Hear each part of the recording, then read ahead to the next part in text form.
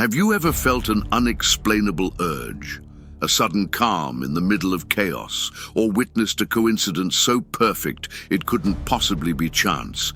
What if those moments weren't just luck, but a whisper from above? Imagine this: you're at your lowest point, facing an impossible situation, when suddenly, out of nowhere, something miraculous happens that changes everything. It sounds like fiction, but for the people in the stories you're about to hear, divine intervention became an undeniable reality. And what if the most profound moments of your life weren't random at all, but divinely orchestrated? Prepare to be amazed by astonishing true accounts where ordinary individuals experienced extraordinary intervention, proving that perhaps we are never truly alone.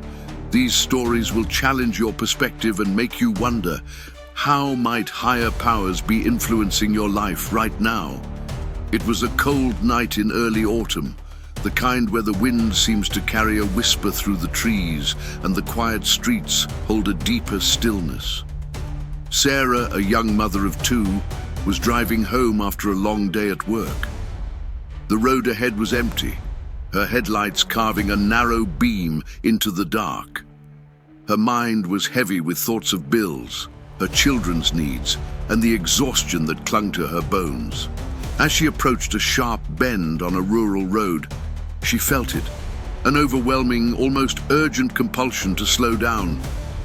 It wasn't a thought. It wasn't a decision. It was like a voice, calm but firm, saying, "Slow down, now."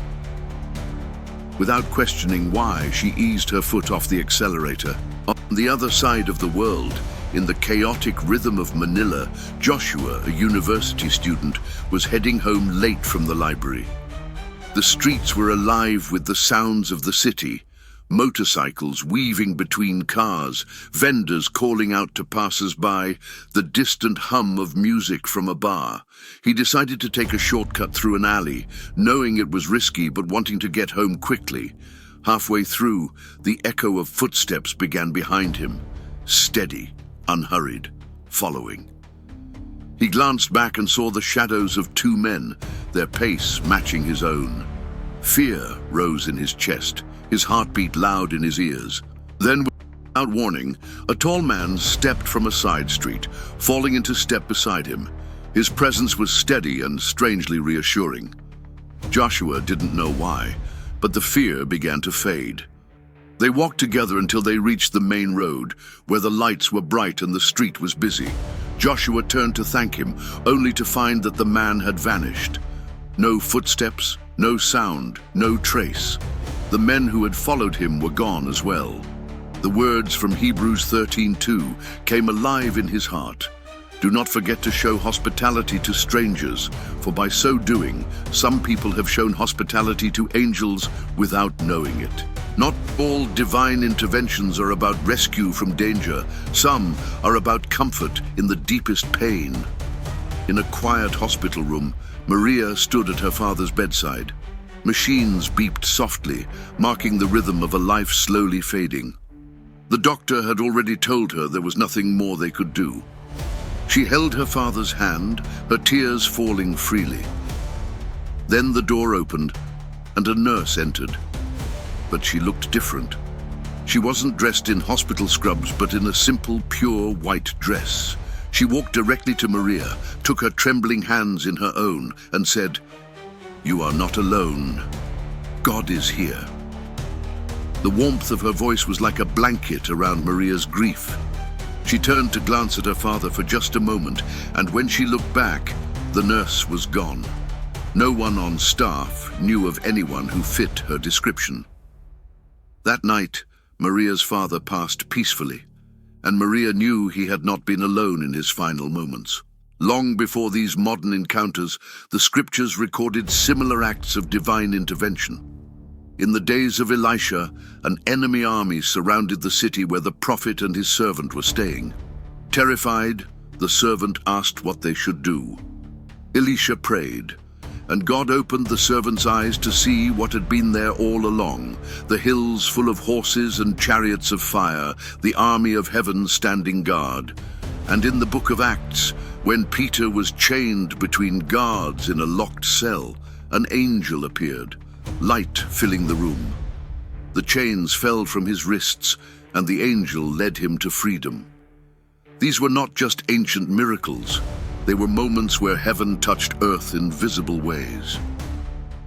Another part of the world, in the aftermath of a devastating earthquake, rescue worker Tom was searching for survivors among the rubble. His flashlight beam caught the faint movement of a small child pinned under a collapsed wall. He began to move the debris when he felt a firm hand on his shoulder and heard a voice say, "Not that way." Startled, he turned to see a man pointing to another pile of rubble. Without understanding why, Tom obeyed, and within minutes, he uncovered an air pocket where the child was alive. When he turned to thank the man, there was no one there.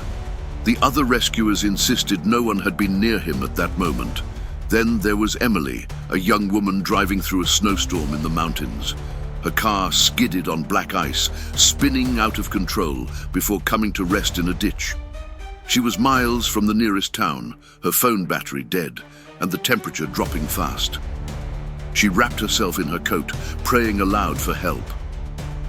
Minutes later, headlights appeared through the swirling snow. A pickup truck pulled over, and a man stepped out. Without a word, he towed her car back to the road and pointed her toward the nearest lodge. She tried to offer him money, but he simply smiled and said, "Just be safe." She watched him drive away, but when she reached the lodge and looked back down the road, there was no sign of his truck. These stories are not meant to glorify the miraculous for its own sake, but to remind us of a reality we often overlook. Sometimes God works in ways so quiet and subtle that we dismiss them as coincidence. Other times, His hand is unmistakable, reaching into our lives through the presence of His messengers. Psalm 34:7 declares, "The angel of the Lord encamps around those who fear Him, and He delivers them." These are not just poetic words, they are promises. Perhaps the most challenging part is learning to see, to train our hearts to notice the moments where heaven intersects with earth, to recognize that the random stranger who appeared at just the right time might not have been random at all, that the inner nudge to turn, to pause, to speak, or to wait might be the whisper of the divine. And so I ask you, what about your life? How many moments have you written off as coincidence? How many close calls have you chalked up to luck? How many times have you felt a presence when no one else was there? Could it be that God has been weaving a story in your life all along, sending His messengers in ways both visible and unseen? You may never know on this side of eternity just how many times you've been protected, guided, or comforted by an angel. But one day, when the veil is lifted and you see clearly, you will understand that you were never alone, not for a single moment. And now, as you hear these stories, let them awaken something deep within you. Let them stir your faith and open your eyes to the truth that the God who sent angels to Elisha, to Peter, and to countless others in the pages of Scripture still sends them today. His care for you is not abstract or distant. It is real. It is active. It is happening right now.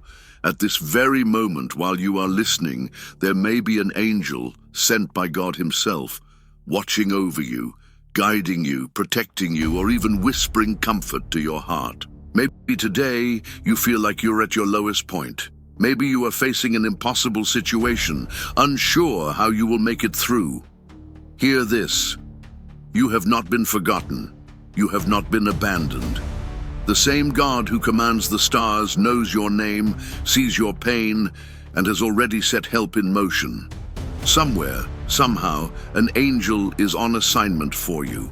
Whether to protect you from danger, to strengthen your weary heart, or to lead you toward the answer you've been praying for. And when you walk through your darkest valley, when the shadows seem too heavy and the night feels endless, remember, there are chariots of fire on the hills.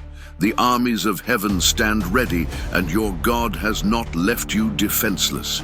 He is fighting for you in ways you cannot yet comprehend. So hold on. Believe.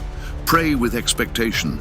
Live with the assurance that heaven is nearer than you think and that divine intervention is not a thing of the past. It is your present reality. If this truth has stirred something in your heart, don't let it end here. Carry it with you. Share it with someone who needs hope today.